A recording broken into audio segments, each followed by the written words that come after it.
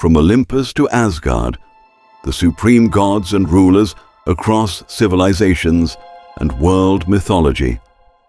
From the dawn of human memory, we have looked up, past the treetops, past the clouds, into the endless dome of the heavens. The sky, infinite, untouchable, powerful, has been home to gods in every civilization. Some came clothed in thunder and lightning, others in the warmth of the sun or the cool, eternal blue of the day. And at the center of these stories was always a ruler, a king above kings, the supreme god.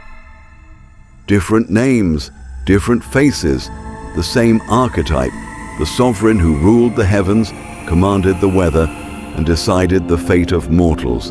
This is their story. 11 gods, 11 cultures, one throne in the sky. Zeus, the thunder-wielding king of Olympus. Long before his throne rose above the clouds of Mount Olympus, Zeus's story began in the ancient Greek world as part of the Mycenaean pantheon, evolving from the Proto-Indo-European sky father Dyaus. His name itself comes from the same root, meaning bright or sky. In Greek myth, he was the youngest child of the Titans Cronus and Rhea, but unlike his siblings, he escaped his father's hunger for power. Hidden in a cave on the island of Crete, Zeus was nursed by the goat Amalthea, while warriors known as the Curetes clashed their spears against shields to drown out his cries. When he came of age, Zeus returned to overthrow Cronus, freeing his brothers and sisters and beginning the reign of the Olympian gods.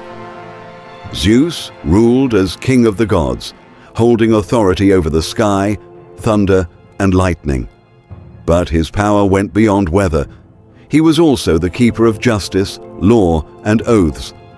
To the Greeks, Zeus was both protector and punisher, capable of blessing a city with fair winds and rains, or reducing it to ash with a single bolt of lightning. Zeus's image was unmistakable, a muscular, bearded figure, often holding a lightning bolt in one hand and a royal scepter in the other. His sacred animal was the eagle, a symbol of authority and divine vision. The oak tree, sturdy and eternal, was his sacred plant. Temples built in his honor were often placed in high places, as close to the sky as possible. Zeus's myths portray a god of contradictions, a just ruler but also unpredictable and impulsive. He was known for his countless affairs with both goddesses and mortal women, often leading to the birth of heroes such as Heracles and Perseus. His lightning bolts were forged by the Cyclopes, his rule enforced by fear and awe. In the Iliad, even other gods hesitated to defy him. Yet, Zeus also protected the weak, upheld Xenia, the sacred law of hospitality, and punished oath-breakers without mercy. One of his defining moments came during the Titanomachy, the 10-year war between the Olympians and the Titans. Wielding his lightning in an endless storm, Zeus struck down his father's generation, casting them into the depths of Tartarus. His rule was not just by divine right, it was won in battle. Worship of Zeus spread across the Greek world, with Olympia becoming the most famous center of his cult.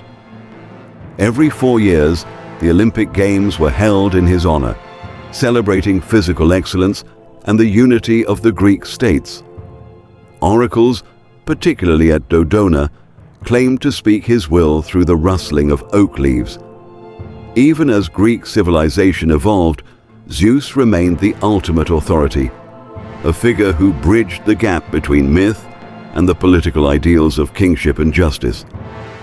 Zeus was not merely the ruler of Olympus, he was the embodiment of the Greeks' vision of supreme power, both feared and revered, both storm and shelter. Jupiter, Rome's political protector and god of the state. Jupiter, known in Latin as Iupiter or Iovis, emerged from Rome's earliest Italic religion, his roots entwined with the same Indo-European skyfather, Deus, that gave rise to Zeus. But Jupiter was not simply a copy of the Greek god.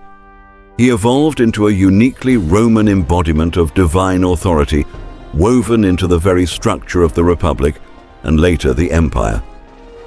From the earliest kings of Rome to the Caesars, Jupiter's name was invoked as the guarantor of treaties, protector of the state, and witness to Rome's rise. Jupiter was the king of the gods in the Roman pantheon, ruling the sky, thunder, and lightning. More importantly, he was the god of law, contracts, and state authority, the divine protector of Rome's political order. His decisions were final, his will interpreted as a reflection of Rome's destiny. Unlike Zeus, who could be portrayed as impulsive, Jupiter's image was more formal, the majestic face of law and empire. Jupiter's most iconic symbol was the thunderbolt, a weapon that struck fear into Rome's enemies. The eagle served as his sacred animal and later became a military standard for Roman legions, carried into battle as a sign of his favor. His sacred tree was the oak, and temples dedicated to him often stood on Rome's highest points, symbolically closest to the heavens. When the Romans absorbed Greek mythology, Jupiter's stories began to mirror Zeus's, his battles with titans, his marriages, and his thunder-wielding authority. However, Jupiter's personality was portrayed with greater dignitas, the Roman ideal of dignity and seriousness. He was less a wandering seducer and more a solemn guardian of the Roman order. The most important triad in Roman religion, Jupiter, Juno, and Minerva, presided over the Capitoline Hill. There, Jupiter Optimus Maximus, best and greatest, received offerings from consuls and generals before and after military campaigns. Victories were dedicated to him, and triumphal processions ended at his temple. Jupiter's worship was deeply political. Oaths taken in his name bound soldiers, senators, and diplomats. His feast days, such as the Ides of September, celebrated the unity of Rome under his protection. The Capitoline Temple, one of the most important religious sites in Rome, was both a sacred space and a political symbol, proof that Rome's authority was backed by divine will. Even as Christianity rose and paganism waned, Jupiter's legacy lived on in Roman ideals of law, governance, and empire. Where Zeus ruled through mythic power, Jupiter reigned through the majesty of the state. Odin, the All-Father of the Norse gods. Odin, known as the All-Father, is the supreme deity of the Norse pantheon, ruling over Asgard and presiding from the high throne Hlidskjalf, from which he can see all the 9 worlds. His origins stretch back to early Germanic religion, evolving from the Proto-Indo-European Sky Father archetype, yet diverging to become a figure deeply tied to magic, wisdom, and fate, rather than just sky and thunder. Odin is the son of Bor and the giantess Bestla, and brother to Vili and Ve. Together, the three slew the primordial giant Ymir, shaping the world from his body, the land from his flesh, the seas from his blood, the sky from his skull, and the clouds from his brain. Odin's rule encompasses wisdom, fate, war, death, poetry, and sorcery.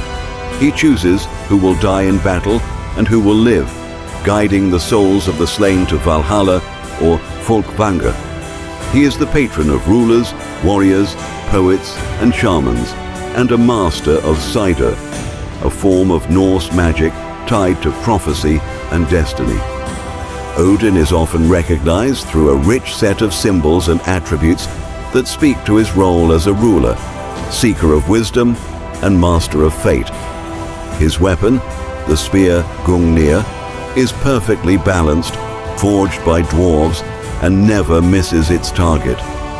Two ravens, Hugin, thought, and Munin, memory, serve as his messengers, flying across the world each day to gather news and return it to him.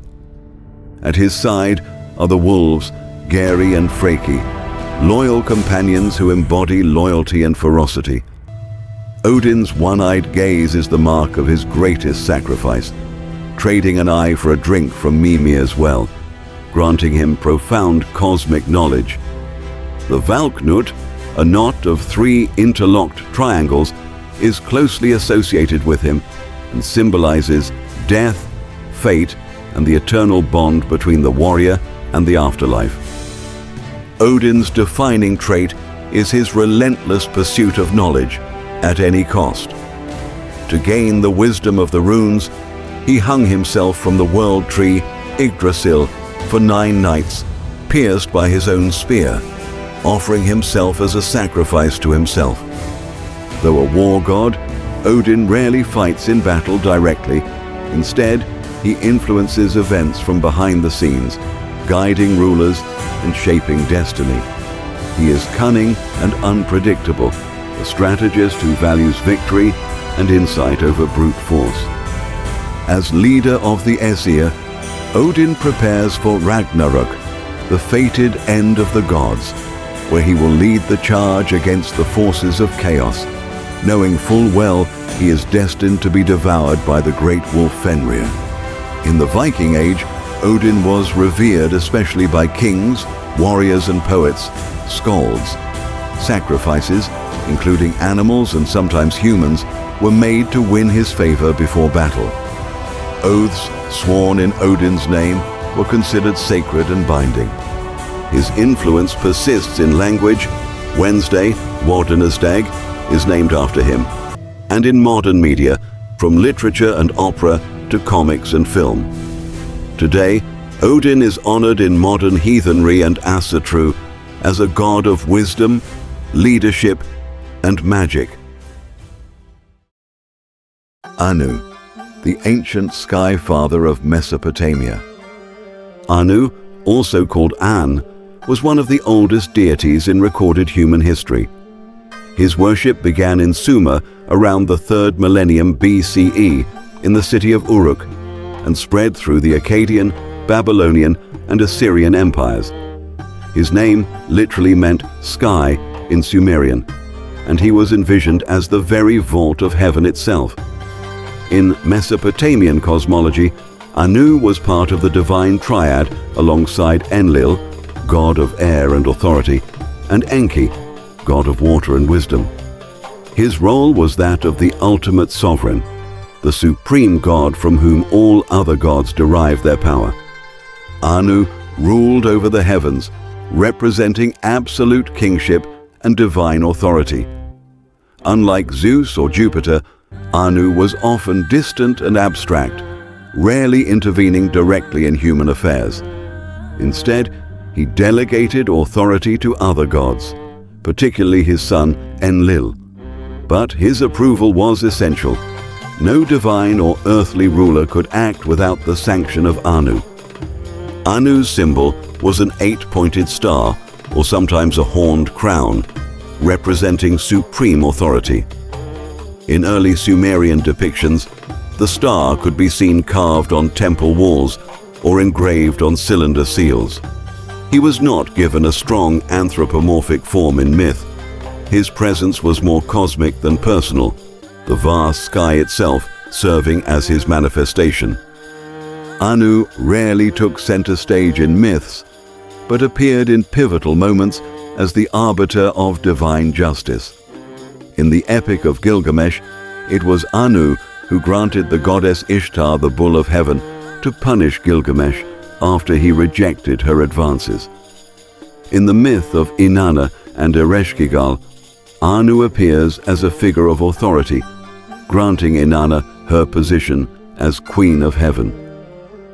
Despite his seeming detachment, Anu's power was absolute, a god of pure sovereignty who did not need to act constantly to maintain his supremacy.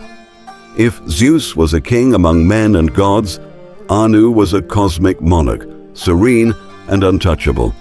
Anu's principal cult center was Eanna in Uruk, one of the oldest known temple complexes in the world. Kings sought legitimacy by invoking his name, and high priests served as his earthly representatives. As Mesopotamian religion evolved, other gods like Marduk took more active roles in myth, but Anu remained the symbolic source of divine kingship, the Sky Father who sanctioned the rule of gods and men. Even as empires fell and new religions took root in the Fertile Crescent, the concept of a supreme sky god that Anu represented continued to echo in later Babylonian theology, in Persian Zoroastrianism, and in the broader Indo-European archetype of a heavenly ruler. Amun-Ra, the hidden sun, king of Egypt. Amun-Ra was not always a single god. He began as two. Amun, the hidden one, was a local Theban deity whose name implied invisibility and mystery. Ra, on the other hand, was the ancient sun god of Heliopolis, a divine embodiment of light, warmth, and creation.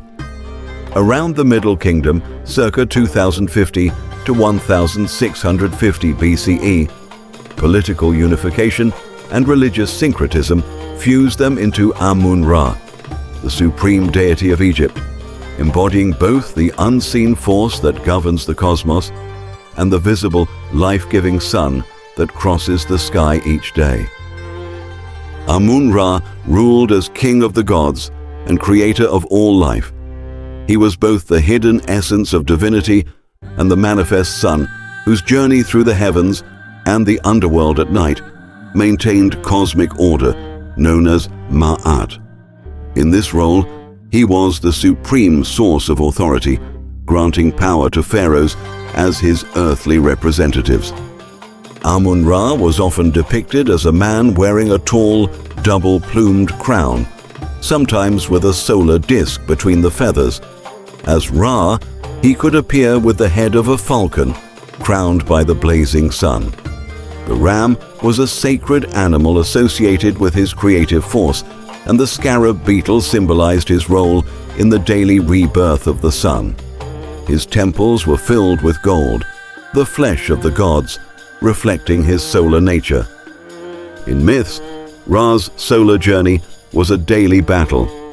Each night, he sailed his bark through the underworld, facing the serpent of chaos, Apep. Victory meant sunrise. Failure would plunge the world into darkness. As Amun, he was more mysterious, unseen but all-powerful, the divine wind that moved the cosmos. When the two merged, Amun-Ra became the perfect union of hidden power and visible majesty. Pharaohs claimed descent from Amun-Ra, and great festivals such as Opet celebrated his role in renewing royal legitimacy. Unlike Zeus or Anu, Amun-Ra's authority was tied directly to maintaining balance and life for all creation, not just ruling over gods. The grand temples of Karnak and Luxor stand as eternal monuments to Amun-Ra's cult. Karnak, in particular, was expanded over centuries into one of the largest religious complexes in the world, where priests, processions, and offerings reinforced his supremacy. In times when Thebes rose as Egypt's political heart, Amun-Ra was at the center of national worship, his influence stretching across the empire. Even after Egypt's decline and the spread of foreign religions, the imagery and concept of Amun-Ra endured, the hidden god whose light touches the world, a divine ruler whose authority came from both the seen and the unseen.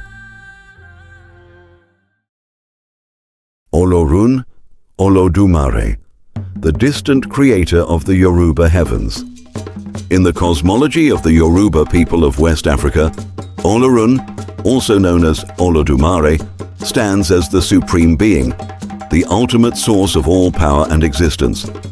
His name, Olorun, means owner of the sky, while Olodumare can be interpreted as the Almighty, or the one who holds the scepter of the universe. Unlike many supreme gods in other traditions, Olorun has no origin myth. He has always existed, eternal and self-sustaining.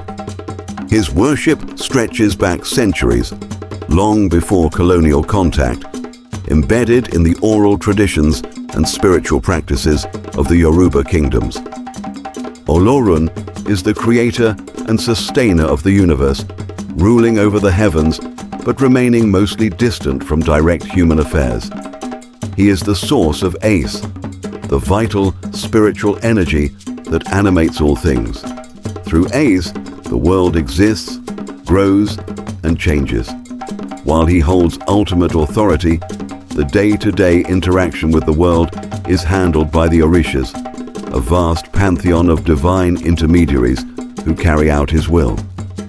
Olorun has no fixed physical form in Yoruba tradition. He is too great, too abstract to be represented in idols or statues. Instead, the sky itself is his symbol, vast, high, and all-encompassing. The sun, which gives light and life, is seen as a manifestation of his energy, though he is not confined to it. White is considered a sacred color associated with purity and divine authority in his worship. Olorun rarely appears in Yoruba myths as an active character. In the creation stories, he grants authority to the Orisha Obatala, and in some versions, Oduduwa, to form the earth from primordial chaos. In other tales, he resolves disputes among the Orishas or lends his ace for great works. His personality is that of a just but remote ruler, serene, impartial, and unchanging. This remoteness is not a sign of neglect, but of his transcendence. Olorun is beyond human emotions, yet his will shapes the moral and natural order. His justice is woven into the fabric of existence, and his blessings are indirect, given through harmony, prosperity, and balance in life. Yoruba religious practice does not center on direct offerings to Olorun. Instead, rituals and prayers are directed toward the Orishas, who serve as intermediaries. However, his name is invoked in blessings, oaths, and moral teachings, and his ultimate authority is never questioned. With the transatlantic slave trade, the concept of Olorun Olodumare spread to the Americas, influencing religions such as Santeria in Cuba and Candomblé in Brazil. Across continents, he remains the unseen yet all-encompassing ruler, the embodiment of the sky's vastness and the quiet force behind all creation. Indra, the warrior king of the Vedic sky. Indra's worship traces back to the earliest layers of Hindu tradition, specifically the Rig Veda, circa 1500 to 1200 BCE, where he appears as the most celebrated deity. Emerging from the broader Indo-European sky god archetype, Indra's name derives from a root meaning possessor of drops, linking him to rain and life-giving waters. In the ancient Vedic world, he was the king of the Devas, divine beings who upheld cosmic order, RTA, and the protector of both gods and humans. Over time, his prominence declined in later Hinduism as deities like Vishnu and Shiva rose in importance. But in the Vedic age, no god's name was sung more often than Indra's. Indra was the lord of the sky, storms, and war, ruling over Svarga, the celestial realm of the gods. He controlled thunder, lightning, and rain, ensuring fertility for crops and victory in battle. As king, he upheld RTA, the cosmic law, punishing those who threatened harmony. His authority extended beyond the natural world into the realm of warriors. He was the divine general of the Devas. Indra's primary weapon was the Vajra, a thunderbolt forged by the divine craftsman Tvasta. He rode a magnificent white elephant named Airavata, whose 3 or 5 trunks could spray clouds into the sky. Rivers, Rain clouds and mountains were also linked to him, reflecting his role in shaping the natural landscape. His sacred drink was soma, a ritual intoxicant that enhanced his power and bravery. Indra's most famous myth is the slaying of Vritra, a massive serpent or dragon who had imprisoned the world's waters. Armed with the Vajra, Indra struck Vritra down, releasing the rivers and restoring life to the land, a clear symbol of order triumphing over chaos. But Indra's personality was complex. In the Rig Veda, he is courageous, generous to his worshippers, and fiercely protective. Yet he is also impulsive, sometimes jealous, and prone to overindulgence in soma. These flaws made him relatable to humans, but also vulnerable to criticism in later Hindu epics, where his schemes and insecurities are more prominent. In the Vedic period, Indra received the largest share of hymns, sacrifices, and praise. Kings invoked his name for military success, and farmers prayed for rain under his authority. His festivals included Indra Jatra in Nepal and seasonal rituals tied to monsoon rains.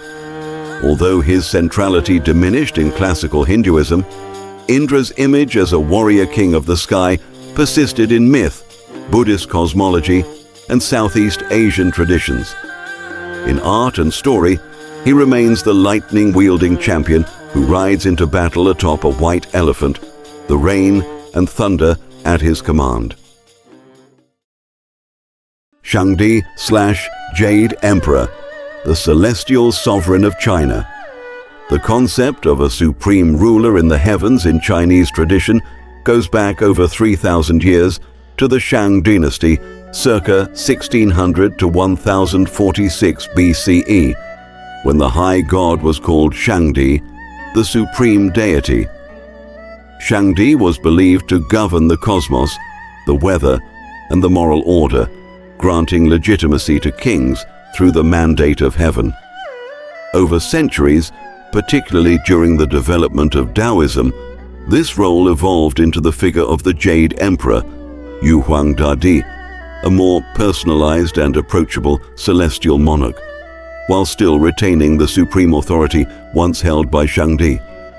Both Shangdi and the Jade Emperor serve as rulers of heaven, maintaining cosmic balance and overseeing the workings of gods, spirits, and mortals.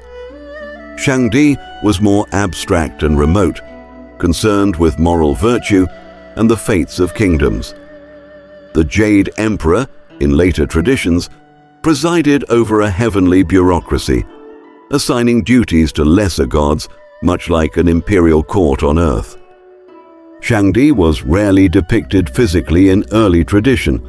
His presence was signified by the sky, the North Star, and the act of worship itself. The Jade Emperor, however, is often shown as a majestic robed figure, crowned with the Mianguan, ceremonial headdress, and seated upon a golden throne amidst clouds. His palace in heaven mirrors the architecture of an earthly imperial palace, complete with halls, courts, and guards. Shangdi's myths are sparse, reflecting his role as an aloof moral judge. The Jade Emperor, however, features in numerous Taoist and folk tales. In one legend, he was once a mortal prince of great compassion and virtue who achieved immortality through countless trials, earning the throne of heaven. As ruler, he is wise, patient, and just, but also bound by the strict order of celestial law. In folk tradition, the Jade Emperor is celebrated during the Jade Emperor's birthday, 9th day of the first lunar month, when offerings of incense, fruits, and sweets are made to gain his favor for the year ahead. The worship of Shangdi was tied to state rituals, the most important being at the Temple of Heaven in Beijing, where emperors of China performed sacrifices to secure the mandate of heaven. The Jade Emperor's worship became more widespread and personal, embraced by villages, temples, and households across China, Taiwan, and Southeast Asia. Both figures embody the Chinese view of rulership as a sacred trust, where the harmony of heaven and earth depends on moral governance. Through Shangdi's moral authority and the Jade Emperor's celestial bureaucracy, Chinese culture envisioned a heaven as organized and hierarchical as its greatest dynasties. Dagda, the great father of the Celtic gods. The Dagda comes from the rich oral traditions of the ancient Celts, particularly the Irish branch preserved in medieval manuscripts. His name is often translated as the good god, not in the sense of moral goodness, but of being good at all things. As a central figure of the Tuatha De Danann, a race of supernatural beings who became the gods of Irish mythology, the Dagda was revered as the chief fatherly figure who embodied leadership, abundance, and protection. The Dagda was a god of the sky, earth, fertility, agriculture, wisdom, and magic. He was a king of gods, a master of the seasons and weather, and a provider to his people. As a druidic figure, he also controlled life and death, giving him sway over both the physical and spiritual realms. His power extended to maintaining the harmony of the land, ensuring that crops grew, livestock thrived, and people prospered. The Dagda is most famous for his three magical treasures. The club, Lorg Mor, so massive that it had to be dragged on wheels. One end could kill with a single blow, the other could bring the dead back to life. The Cauldron of Plenty, Quaer Anseask, which never ran empty and could feed an army without end. The Harp, Waithne, which could control the seasons, inspire warriors, and calm hearts.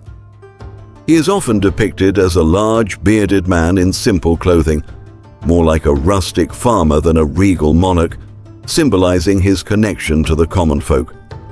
The Dagda appears in many Irish myths, especially those involving battles against the Fomorians, a race of chaotic beings. In the second battle of Mount Olympus, he uses his strength and cunning to help the Tuatha De Danann secure victory, ensuring the land's fertility for generations. Despite his great wisdom and authority, the Dagda is also a figure of humor, appetite, and earthiness, fond of hearty food, strong drink, and human pleasures. This combination of power and relatability made him both feared and loved, a fatherly protector who could share a feast as easily as he could summon storms. The Dagda was not worshipped in a temple system, but honored through seasonal festivals tied to agriculture and the cycles of nature. His stories were preserved orally, woven into the seasonal rhythms of Celtic society. As Christianity spread, his role diminished, but many of his attributes were absorbed into folk traditions and local saints. Today, he remains a central figure in Celtic neo-paganism and modern druidry, still the all-skilled, generous, and wise father who rules the sky and land alike. Viracocha, the creator and sky lord of the Inca. Viracocha stands as one of the most important deities in Inca cosmology, known as the creator god and lord of the sky. His worship predates the Inca Empire, with roots in earlier Andean civilizations such as the Tiwanaku culture circa 500 to 1000 CE, where a similar deity appears in monumental carvings. By the time of the Inca, 15th to 16th century CE, Viracocha was revered as the supreme being who shaped the world and gave life to all things, yet remained somewhat remote from everyday worship. Viracocha was the god of creation, the sky, the sun, storms, and civilization itself. He was believed to have created the universe, the earth, the sky, time, and all living beings. As a sky god, he controlled weather patterns and brought order to the natural world, But as a creator, he was also the architect of human culture, teaching laws, morality, and skills. He was often depicted as a tall, bearded figure, unusual in Andean art, wearing a crown or headdress of rays. In many depictions, he holds lightning bolts in each hand, symbolizing his power over storms and the elements, while tears fall from his eyes, representing the rain. His image appears prominently on the gateway of the sun at Tiwanaku, surrounded by symbols of celestial authority. In Inca myth, Viracocha emerged from the waters of Lake Titicaca in the time before the sun and moon existed. He brought forth the heavens, the earth, and the first race of giants. But when these beings proved unruly, he destroyed them in a flood. He then created a new, smaller race, humans, from stone, populating the world with different tribes and giving them distinct languages and customs. After teaching humans how to live in harmony, Viracocha is said to have journeyed across the land disguised as a humble old man, helping those he met and performing miracles. Eventually, he walked across the Pacific Ocean and disappeared, promising one day to return. Viracocha is portrayed as wise, benevolent, and distant, a god who sets the stage for life and civilization, but does not rule through constant interference. While the Inca revered Viracocha as the supreme creator, daily religious life centered more on Inti, the sun god, and Pachamama, the earth mother. Viracocha's cult was associated with the nobility and the imperial state, with major rituals and sacrifices conducted in his honor during times of crisis, such as drought or war. His enduring image as a wandering, bearded culture bringer intrigued Spanish chroniclers, who sometimes drew parallels between Viracocha and Christian ideas of God or saints. Even after the fall of the Inca Empire, legends persisted of his eventual return, blending indigenous beliefs with colonial myth-making. Tengri, the eternal blue sky of the Turkic and Mongolian peoples. Tengri is one of the oldest recorded sky deities in human history, central to the belief system known as Tengrism, a spiritual tradition practiced by ancient Turkic, Mongolic, and some Central Asian peoples for over 3,000 years. The word Tengri means both sky and God, reflecting the belief that the boundless blue sky itself is divine. His worship is documented as early as the Xiongnu Empire, 3rd century BCE, and continued through the Göktürk Khaganate, the Mongol Empire, and into modern-day cultural memory. Tengri is the supreme god who governs the eternal sky, fate, justice, and the order of the universe. He is not only a weather god, but also the source of political legitimacy. Khans and rulers claim to rule by the mandate of Tengri, a divine right akin to the Chinese mandate of heaven. Tengri embodies both the physical sky and an abstract cosmic principle of balance and destiny. The most important symbol of Tengri is the endless blue sky itself. Ceremonial colors, particularly blue and white, represent purity, eternity, and celestial authority. Mountains and high places, being closer to the heavens, were sacred sites for worship. Tengri is rarely anthropomorphized. When depicted, he may appear as a powerful man dressed in blue, riding a white horse.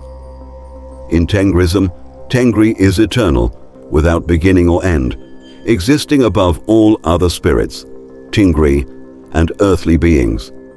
He works in harmony with Umai, the mother goddess and protector of fertility, and Erlik, the lord of the underworld, creating a balanced cosmic order.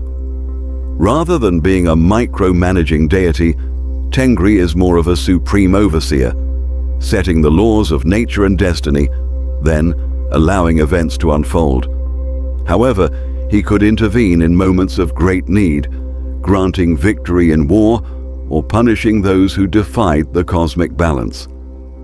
One legend tells of how Tengri chose the ruler of the Mongols, granting him the strength and wisdom to unite the tribes under the eternal blue sky, a divine mandate later invoked by Genghis Khan in his conquests.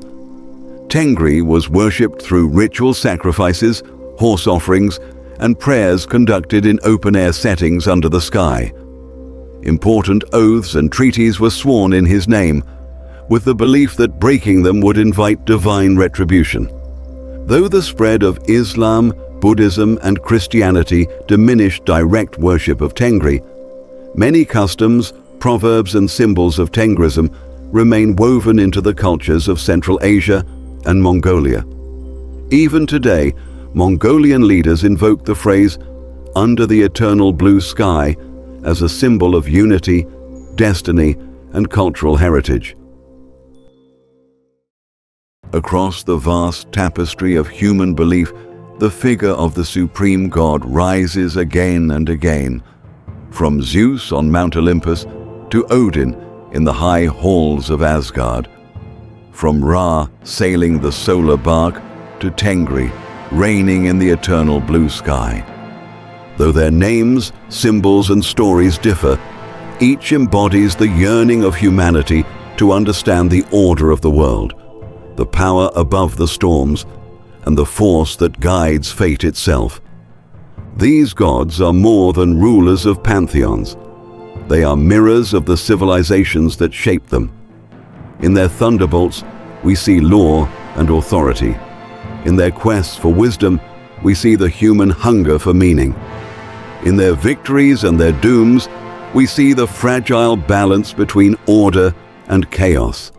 And perhaps that is why these Sky Lords endure, not because they control the wind and rain, but because they stand at the meeting point of heaven and earth, bridging the mortal and the divine. Their reigns may end, their temples may fall, but the idea they represent is eternal. The belief that somewhere above us, in the light or in the storm, there is a power watching, ruling, and reminding us of our place in the cosmos.